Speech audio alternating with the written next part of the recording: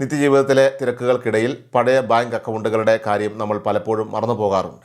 ജോലി മാറുമ്പോഴോ പുതിയ ബിസിനസ് ആരംഭിക്കുമ്പോഴോ പുതിയ അക്കൗണ്ടുകൾ തുടങ്ങുന്നത് സ്വാഭാവികമാണെങ്കിലും വർഷങ്ങളായി യാതൊരുവിധ ഇടപാടുകളും നടത്താത്ത പഴയ അക്കൗണ്ടുകൾ നിങ്ങൾക്കുണ്ടെങ്കിൽ അവയുടെ നിലവിലെ അവസ്ഥ ഉടൻ പരിശോധിക്കുന്നത് വളരെ നന്നായിരിക്കും. ഇത്തരം നിർജീവ അക്കൗണ്ടുകളെക്കുറിച്ച് ഇടപാടുകാർക്ക് മുന്നറിയിപ്പ് നൽകിയിരിക്കുകയാണ് ഇപ്പോൾ റിസർവ് ബാങ്ക് ഓഫ് ഇന്ത്യ.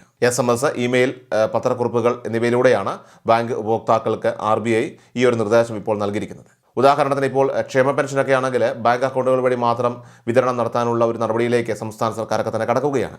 അപ്പോൾ അത്തരം സാഹചര്യത്തിൽ ക്ഷേമ പെൻഷനുകൾക്കോ മറ്റോ ഒക്കെ ആയിട്ട് അക്കൗണ്ട് വിവരങ്ങൾ നൽകേണ്ടി വരുമ്പോൾ പണ്ട് ഉപയോഗിച്ചിരുന്ന അക്കൗണ്ട് തന്നെ മതിയല്ലോ എന്ന് കരുതിയിരിക്കുന്നവരുണ്ടാകാം. എന്നാൽ തുടർച്ചയായിട്ട് 2 വർഷത്തിലധികം യാതൊരുവിധ സാമ്പത്തിക ഇടപാടുകളും നടത്തിയില്ലെങ്കിൽ ബാങ്കുകൾ ആ അക്കൗണ്ടിനെ നിർജ്ജീവമായിട്ട്, അതായത് ഇനാക്റ്റീവ് അല്ലെങ്കിൽ ഡോർമൻ്റ് ആയിട്ട് കണക്കാക്കുമെന്ന RBIയുടെ തീരുമാനം നിലവിലുള്ളതിനാൽ തന്നെ ഇത്തരം അക്കൗണ്ടുകളുടെ സ്ഥിതി ഉടൻ പരിശോധിക്കേണ്ടതായിട്ടുണ്ട്.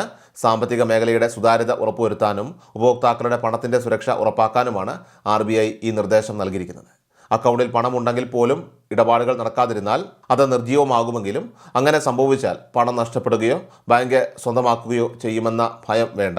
എങ്കിലും അക്കൗണ്ട് വീണ്ടും സജീവമാക്കാതെ അതിലുള്ള തുക പിൻവലിക്കാനോ മറ്റ് ആവശ്യങ്ങൾക്ക് ഉപയോഗിക്കാനോ കഴിയില്ല. നിർജ്ജീവമായ അക്കൗണ്ട് വീണ്ടും ആക്റ്റീവ് ആക്കുന്നതിനായിട്ട് ആദ്യം നിങ്ങളുടെ ബാങ്കിൻ്റെ അടുത്തുള്ള ശാഖയിൽ നേരിട്ടെത്തിക്കൊണ്ട് ബന്ധപ്പെട്ട ഉദ്യോഗസ്ഥരുടെ സംസാരിച്ച് നടപടിക്രമങ്ങളൊക്കെ തന്നെ ചോദിച്ചറിയുക. തുടർന്ന് അക്കൗണ്ട് സജീവമാക്കുന്നതിനായിട്ട് ബാങ്ക് ആവശ്യപ്പെടുന്ന KYC രേഖകൾ സമർപ്പിക്കേണ്ടതായിട്ടുണ്ട്.